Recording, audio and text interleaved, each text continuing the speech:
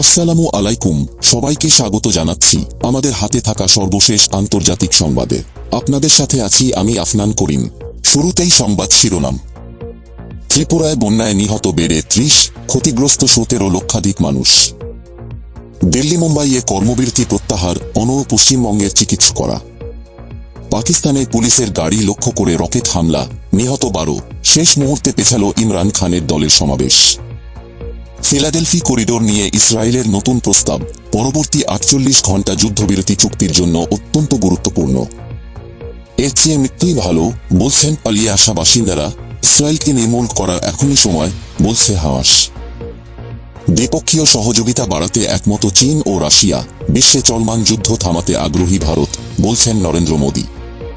এবং সর্বশেষে, কমলা একজন সমাজতান্ত্রিক পাগল। কমলা হ্যারিস জিতলে তৃতীয় বিশ্বযুদ্ধ নিশ্চিত, আবারও কটাক্ষ করে বললেন ডোনাল্ড ট্রাম্প। টানা ভারী বর্ষণে ব্যাপক বন্যা পরিস্থিতি তৈরি হয়েছে ভারতের ত্রিপুরায়। প্লাবিত হয়েছে বহু এলাকা। ব্যাপক বৃষ্টিপাতের কারণে সৃষ্ট বন্যায় রাজ্যটিতে প্রাণহানির সংখ্যা বেড়ে দাঁড়িয়েছে অন্তত ৩০ জনে। নিহতদের মধ্যে নারী ও শিশুও রয়েছে। শুক্রবার এই তথ্যটি নিশ্চিত করেছে ভারতীয় গণমাধ্যম। এছাড়া হাজার হাজার মানুষ তাদের বাড়িঘর ছেড়ে আশ্রয় কেন্দ্রে ঠাঁই নিয়েছেন। রাজ্যটিতে বন্যায় ক্ষতিগ্রস্ত লোকের সংখ্যা ছাড়িয়ে গেছে ১৭ লাখ। ঘটেছে বহু ভূমিধসের ঘটনাও। ভারতীয় আবহাওয়া বিভাগ ত্রিপুরার ৮টি জেলার জন্যই রেড অ্যালার্ট বজায় রেখেছে বলে কর্মকর্তারা জানিয়েছেন। বন্যা কবলিত এলাকায় সাহায্য ও সহায়তা আরও বাড়াতে বিমান বাহিনী কাজ করছে। এদিকে রাজ্য প্রশাসনের অনুরোধের পর আসাম রাইফেলসের ৪টি বাহিনী বিভিন্ন জেলায় মোতায়েন করা হয়। তারা বন্যায় কারণে আটকে পড়া নাগরিকদের উদ্ধারের চেষ্টা চালাচ্ছে। অন্যদিকে ভারী বৃষ্টির কারণে ত্রিপুরায় বন্ধ রাখা হয়েছে স্কুল। এদিকে আর.জি.কর হাসপাতালে শিক্ষানবিশ চিকিৎসককে ধর্ষণ ও হত্যার প্রতিবাদে ডাকা কর্মবিরতি প্রত্যাহার করে কাজে ফিরেছেন দিল্লি, মুম্বাই সহ ভারতের প্রায় সব অঞ্চলের চিকিৎসকরা। কিন্তু পশ্চিমবঙ্গের চিকিৎসকরা আন্দোলন চালিয়ে যাওয়ার ঘোষণা দিয়েছেন।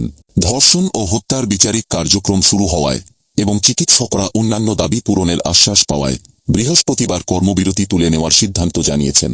তারা নিয়মিত ডিউটিতে ফিরে চিকিৎসা সেবা শুরু করেছেন। কিন্তু আর.জি.কর হাসপাতালে আন্দোলনরত চিকিৎসকরা এখনই বিক্ষোভ থামাচ্ছেন না। তারা শুক্রবারও কর্মবিরতি পালনের পাশাপাশি বিক্ষোভ করছেন। আন্দোলনের মধ্যে নিহতের ময়নাতদন্ত প্রতিবেদন প্রকাশ করা হয়। সুপ্রিম কোর্ট শতপ্রণোদিত পদক্ষেপ নিয়ে আর.জি.করের মামলা শুনছে। প্রধান বিচারপতি ডি.ওয়াই চন্দ্রচূড়ের বেঞ্চে বৃহস্পতিবার সেই মামলার শুনানি ছিল। পশ্চিমবঙ্গের চিকিৎসকরা জানিয়েছেন, তারা এখনই আশ্বস্ত হতে পারছেন না। অপরাধী সবাই গ্রেপ্তার না হলে সুষ্ঠু বিচার নিয়ে শঙ্কা থাকছেই। তাই আপাতত আন্দোলন চলবে। শুক্রবার সিবিআই দপ্তরে তাদের প্রতিনিধি দল গিয়ে তদন্তের অগ্রগতির বিষয়ে খোঁজ নেবেন। পরে কর্মবিরতির বিষয়ে সিদ্ধান্ত জানানো হবে। এখনও সেখানে উত্তাল পরিস্থিতি বিরাজ করছে। অন্যদিকে পাকিস্তানের পাঞ্জাব প্রদেশে দুর্বৃত্তদের হামলায় প্রাণ গেল অন্তত ১২ জন পুলিশ কর্মকর্তার। গুরুতর জখম অবস্থায় হাসপাতালে চিকিৎসাধীন আরও ৭ জন। বৃহস্পতিবার পাঞ্জাব প্রদেশের মচকা এলাকায় তল্লাশি অভিযানে বেরিয়েছিল পুলিশের একটি কনভয়। কনভয়ে থাকা ২টি পুলিশ ভ্যান রোহিঙ্গিয়ার খান জেলা থেকে ফিরছিল, কিন্তু সেগুলো খারাপ হয়ে যাওয়ায় রাস্তায় দাঁড়িয়ে পড়ে। ওই সময়ই অতর্কিতে রকেট হামলা চালানো হয়। এই ঘটনার স্থানীয় দুর্বৃত্তরা জড়িত বলে ধারণা প্রশাসনের। পাকিস্তানের প্রধানমন্ত্রী শাহবাজ শরীফ হামলার ঘটনার নিন্দা করার পাশাপাশি ওই এলাকায় দুর্বৃত্তদের দমনে দ্রুত এবং কঠোর পদক্ষেপের ইঙ্গিত দিয়েছেন। অপরাধীদের কঠোর শাস্তি দেয়ার আশ্বাস দিয়েছেন তিনি। পাঞ্জাব পুলিশের এক মুখপাত্র জানান, হতাহতের সংখ্যা আরও বৃদ্ধি পেতে পারে। হামলার পরেই এলাকা ছেড়ে পালিয়ে যান দুর্বৃত্তরা। দ্রুত আহত পুলিশ কর্মকর্তাদের উদ্ধার করে স্থানীয় হাসপাতালে নিয়ে যাওয়া হয়েছে। পাকিস্তানের পূর্ব পাঞ্জাব এবং দক্ষিণ সিন্ধ অঞ্চলে গ্রাম ও জঙ্গলে ঘেরা এলাকায় দুর্বৃত্তরা লুকিয়ে থাকে।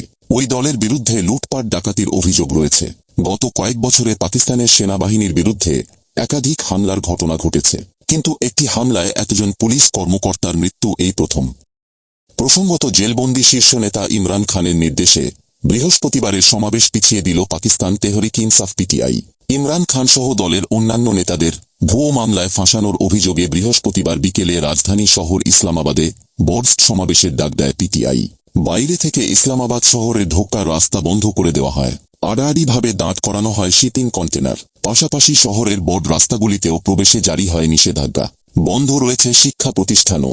প্রথমে অনুমতি দেওয়া হলেও বুধবার ইসলামাবাদ পুলিশের চিফ কমিশনার ইমরানের দলের সমাবেশের অনুমোদন বাতিল ঘোষণা করেন। তা সত্ত্বেও বৃহস্পতিবারের সমাবেশ হবে বলে জানিয়েছিলেন পিটিআই। প্রশাসনের আশঙ্কা, ইসলামাবাদে সমাবেশের প্রভাব পঞ্জাবেও পড়বে। তার জেরেই আগাম সতর্কতামূলক পদক্ষেপ প্রশাসনের। দুর্নীতির অভিযোগে গত বছর আগস্ট থেকে জেলবন্দি পাকিস্তানের প্রাক্তন প্রধানমন্ত্রী ইমরান খান। তার বিরুদ্ধে প্রায় 200টি মামলা দায়ের হয়েছে। তার মধ্যে বেশ কয়েকটিতে দোষী সাব্যস্ত হয়েছেন তিনি। অভিযোগ, ভুয়ো মামলায় জর্জরিত হচ্ছেন ইমরান সহ তার দলের একাধিক পিটিআই নেতাকর্মী। বৃহস্পতিবার সকালে রাওয়ালপিন্ডির জেলে গিয়ে বন্দী ইমরান খানের সঙ্গে দেখা করেন পিটিআই নেতা আজুল সাতি। বেরিয়ে এসে তিনি সমাবেশ পিছিয়ে যাওয়ার ঘোষণা করেন। তার কথায়, ইমরান খানের নির্দেশে সমাবেশটি সেপ্টেম্বরের 8 তারিখে হবে। পাশাপাশি পূর্বনির্ধারিত সমাবেশে যোগ দেওয়ার জন্য যারা বেরিয়ে পড়েছিলেন তাদের ফিরে যাওয়ার আবেদনও করেন তিনি। এদিকে গাজা উপত্যকায় যুদ্ধবিরতি আলোচনায় গতি সঞ্চারের লক্ষ্যে ফিলাডেলফি করিডোরের নিয়ন্ত্রণ নিয়ে কায়রোতে ইসরায়েলি প্রতিনিধি দল নতুন প্রস্তাব দিয়েছে। কাতারের এদিকে যুক্তরাষ্ট্র বলেছে যুদ্ধবিরতি চুক্তি এখন হাতের নাগালে। প্রস্তাবে বলা হয়, করিডোরটির কয়েকটি স্থানে জাতিসংঘ বাহিনী অবস্থান করতে পারবে। এছাড়া ইউরোপিয়ান প্রতিনিধি এবং ফিলিস্তিনি কর্তৃপক্ষের প্রতিনিধিরাও রাফা ক্রসিংয়ের ফিলিস্তিনি অংশে অবস্থান নেবে। তবে রাফা ক্রসিং থেকে ধাপে ধাপে ইসরায়েলি সৈন্য প্রত্যাহার করা হবে না। যুক্তরাষ্ট্র জানিয়েছে, গাজায় যুদ্ধবিরতি এবং পণবন্দি মুক্তি চুক্তি এখন দৃষ্টিসীমায় রয়েছে। বৃহস্পতিবার জাতিসংঘ নিরাপত্তা পরিষদে মার্কিন দূত এই মন্তব্য করেন। তিনি মার্কিন প্রস্তাব গ্রহণ করার জন্য হামাসের ওপর চাপ দিতে জাতিসংঘ নিরাপত্তা পরিষদকে চাপ দিতে বলেন। তিনি বলেন, যুদ্ধবিরতি আলোচনায় এখন খুবই গুরুত্বপূর্ণ সময়। কাউন্সিলের প্রতিটি সদস্যের উচিত হবে চুক্তি করার জন্য সংশ্লিষ্টদের ওপর চাপ প্রয়োগ করা। তবে এ ব্যাপারে হামাসের পক্ষ থেকে কোনো সাড়া পাওয়া যায়নি। তারা ইতোপূর্বে জানিয়েছিল, ইসরায়েলকে যুদ্ধ অব্যাহত রাখার সুযোগ দিতেই যুক্তরাষ্ট্র এই প্রস্তাব দিয়েছে, আর এতে ইসরায়েলের স্বার্থই রক্ষা করা হয়েছে। মিসরের সাবেক সহকারী পররাষ্ট্রমন্ত্রী জানিয়েছেন, যুদ্ধবিরতি চুক্তির জন্য পরবর্তী 48 ঘণ্টা অত্যন্ত গুরুত্বপূর্ণ। তিনি বলেন, মূলত সব পক্ষই যুদ্ধবিরতি চুক্তিতে সম্মতি প্রকাশ করেছে, কিন্তু কিছু মতবিরোধ এখনও রয়ে গেছে। ইসরায়েল এবং হামাসের মধ্যে কিছু মতবিরোধ রয়েছে, তবে তিনি আশাবাদী যে আলোচনায় অংশ নেওয়া কারিগরি দলগুলো এই মতবিরোধগুলোর সমাধান করতে সক্ষম হবে এবং চুক্তিটি সম্পন্ন করতে পারবে। তিনি আরও বলেন, নেতানিয়াহু বুঝতে পারছেন যে যুক্তরাষ্ট্র বর্তমানে প্রেসিডেন্ট নির্বাচনের মধ্যে রয়েছে। এদিকে কাতারের প্রধানমন্ত্রী শীঘ্রই ইরান সফরে যাবেন। এই সফরে তারা দ্বিপাক্ষিক সম্পর্ক এবং আঞ্চলিক ইস্যু নিয়ে আলোচনা করবেন। গাজা যুদ্ধবিরতি নিয়ে চলমান আলোচনায় কাতার একটি গুরুত্বপূর্ণ মধ্যস্থতাকারী ভূমিকা পালন করছে। একই সময়ে ইরান ইসরায়েলের বিরুদ্ধে হামাস নেতা ইসমাইল হানিয়ার হত্যার প্রতিশোধ নেওয়ার বিষয়ে ভাবছে। দখলদার ইসরায়েলের বিরুদ্ধে চলমান লড়াইয়ে পাশে থাকার জন্য লেবাননের সশস্ত্র গোষ্ঠী হিজবুল্লাহর প্রতি কৃতজ্ঞতা প্রকাশ করেছে ফিলিস্তিনের স্বাধীনতাকামী ও প্রতিরোধ সংগঠনগুলো। বিজয় সম্পূর্ণ না হওয়া পর্যন্ত এ লড়াই অব্যাহত রাখার ওপর জোর দিয়েছে তারা। 10 মাসেরও বেশি সময় ধরে আমরা আপনাদের লড়াই, আপনাদের ধৈর্য এবং সবচেয়ে প্রিয় জিনিস আপনাদের আত্মত্যাগ দেখেছি, যার মুখোমুখি হতে ইসরায়েলি শত্রুরা ভয় পায়। গাজার সংগঠনগুলো বলেছে, চলমান যুদ্ধের মাধ্যমে ফিলিস্তিনি স্বাধীনতাকামী ও প্রতিরোধকামী সংগঠনগুলোকে পরাজিত করা সহ দখলদাররা যেসব লক্ষ্য অর্জন করতে চেয়েছিল তাতে তারা ব্যর্থ হয়েছে। বিবৃতিতে বোকা ও পরাজিত শত্রু গাজার চোরাবালিতে আটকে গেছে বলেও উল্লেখ করা হয়। গত বছরের 7 অক্টোবর থেকে গাজা উপত্যকায় বর্বর আগ্রাসন ও গণহত্যা চালিয়ে আসছে ইসরায়েল। গাজায় নতুন করে হামলা জোরদার করেছে তারা। এবার তারা আরও আগ্রাসী মনোভাব দেখাচ্ছে। পরিস্থিতি এমন যে গাজার দেইর এল বালাহ ও খান ইউনিসে প্রাণের অস্তিত্ব নিশ্চিহ্ন করে ফেলতে চায় ইসরায়েল। তবু পালিয়ে বাঁচা ফিলিস্তিনিরা বলছেন, এ জীবনের চেয়ে মৃত্যুই ভালো ছিল। তাদের বিরুদ্ধে এবং গাজার জনগণের সমর্থনে লেবাননের সশস্ত্র গোষ্ঠী হিজবুল্লাহ ইসরায়েলের স্পর্শকাতর ও গুরুত্বপূর্ণ সামরিক লক্ষ্যবস্তুগুলোর ওপর হামলা চালিয়ে যাচ্ছে।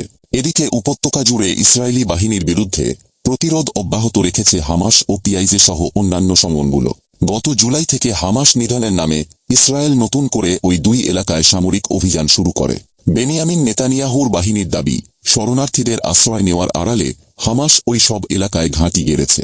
এখনই তাদের নির্মূল না করলে ইসরায়েলের ভূখণ্ড আবারও হুমকির মুখে পড়বে। এ অজুহাতে শরণার্থীদের সরে যাওয়ার সুযোগ না দিয়েই হামলা শুরু করে। মুহুর্মুহু আক্রমণের মধ্যেই দায় এড়াতে দেইর এল বালাহ ও খান ইউনিস থেকে বাসিন্দাদের সরে যাওয়ার নির্দেশ দেয়। শহর দুটি আগেই ধ্বংস করেছে ইসরায়েল। মাঝে রাফাসহ গাজার অন্যান্য অঞ্চলে হামলা শুরু করলে সেখান থেকে মানুষ আবার শহর দুটিতে আশ্রয় নেয়। বর্তমানে এখান আশ্রিতরা বলছেন, এতবার পালানোর চেয়ে মৃত্যু আরও ভালো ছিল। আমরা 20 বার বাস্তুচ্যুত হয়েছিলাম। আমি আল্লাহর শপথ করে বলছি, আমাদের ঘরবাড়ি ও তাঁবুতে ইসরায়েলিরা আঘাত এনেছে। তারা চায় না যে আমরা বাঁচি। আমরা জীবন উপভোগ করি, তাও তারা চায় না। মানুষ মারা যাচ্ছে এবং আহত হচ্ছে। মানুষ জানে না কোথায় যাবে, এমনকি আলমাওয়াসিও নিরাপদ নয়। আমরা জানি না কোথায় যাব, সমুদ্রে বা কোথায়।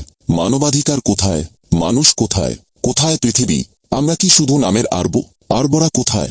যুক্তরাষ্ট্র ও সারা বিশ্ব আমাদের বিরুদ্ধে, কারণ আমরা আরব। আমরা মরতে চাই। তথ্য বলছে, এবারের হামলায় জাতিসংঘের স্কুলগুলো রক্ষা পাচ্ছে না। এসব স্কুলে শরণার্থীরা আশ্রয় নিয়েছেন। এক হিসাবে, বাস্তুচ্যুত গাজাবাসীর আশ্রয় নেওয়া স্কুলগুলোতে 4 জুলাই থেকে এ পর্যন্ত 20টিরও বেশি হামলা হয়েছে। এতে প্রায় 300 জন নিহত হয়েছে। প্রসঙ্গত, গাজায় স্কুলে ইসরায়েলি হামলার নিন্দা জানিয়েছে বেলজিয়াম। দেশটি এ ধরনের হামলা সমর্থন করে না এবং তা বন্ধ চায় বলে স্পষ্ট জানিয়ে দিয়েছে। গাজায় স্কুলে ইসরায়েলের সাম্প্রতিক হামলার নিন্দা জানায় তারা। বেলজিয়াম বলছে, বেসামরিকদের বিরুদ্ধে হামলা বন্ধ করতে হবে। আন্তর্জাতিক মানবাধিকার আইন অবশ্যই পালন করতে হবে। যুদ্ধবিরতির জন্য আমাদের আহ্বান পুনর্ব্যক্ত করছি। অন্যদিকে চীনের প্রধানমন্ত্রী লি চিয়াং মস্কোয় রাশিয়ার প্রধানমন্ত্রীর সঙ্গে যৌথভাবে চীন রাশিয়া প্রধানমন্ত্রী পর্যায়ের নিয়মিত বৈঠকে সভাপতিত্ব করেন। এ সময় দুই প্রধানমন্ত্রী দ্বিপক্ষীয় সহযোগিতা বাড়ানোর ব্যাপারে মতৈক্যে পৌঁছান। বৈঠকে লি চিয়াং বলেন, চীন রাশিয়ার সাথে পারস্পরিক শ্রদ্ধা, আস্থা, বন্ধুত্ব, পারস্পরিক সুবিধা ও জয় জয় নীতির ভিত্তিতে বাস্তব সহযোগিতা জোরদার করতে এবং নতুন যুগে চীন রাশিয়া সার্বিক কৌশলগত সহযোগিতামূলক অংশীদারিত্বের সম্পর্ককে নতুন পর্যায়ে উন্নীত করতে ইচ্ছুক। এছাড়া দুই প্রধানমন্ত্রী শিক্ষা, বিজ্ঞান ও প্রযুক্তি, রাসায়নিক শিল্প, পরিবেশবান্ধব নির্মাণ, সামুদ্রিক অনুসন্ধান ও উদ্ধার, আন্তঃসীমান্ত কার্গো পরিবহন ইত্যাদি খাতে একাধিক নথি স্বাক্ষর অনুষ্ঠানেও উপস্থিত ছিলেন। এদিকে ইউক্রেন রাশিয়া এবং মধ্যপ্রাচ্যের চলমান যুদ্ধ বন্ধে আগ্রহী ভারত। এসব যুদ্ধ বন্ধে যদি মধ্যস্থতাও করতে হয়, তাতেও রাজি আছেন বলে জানিয়েছেন দেশটির প্রধানমন্ত্রী। মোদি বলেন, যুদ্ধের ময়দানে কোনো সংকটের সমাধান সম্ভব নয়।